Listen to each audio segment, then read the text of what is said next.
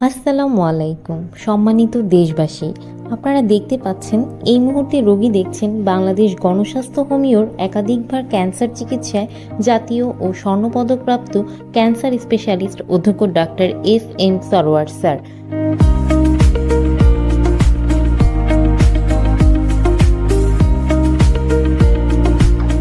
তিনি শনি, রবি ও সোমবার রোগী দেখেন ১৪ পুরানা পল্টন, ঢাকা ১০০০ এবং মঙ্গল, বুধ ও বৃহস্পতিবার হবিগঞ্জ সদর শ্মশানঘাট।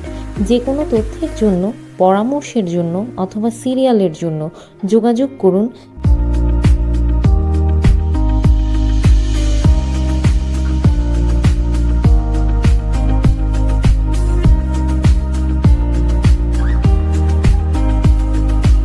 অ্যালোপ্যাথিতে যত বড় বড় ডাক্তার আছেন, আপনি তাদের জিজ্ঞেস করতে পারেন ক্যান্সার কি স্থায়ীভাবে সমাধান সম্ভব?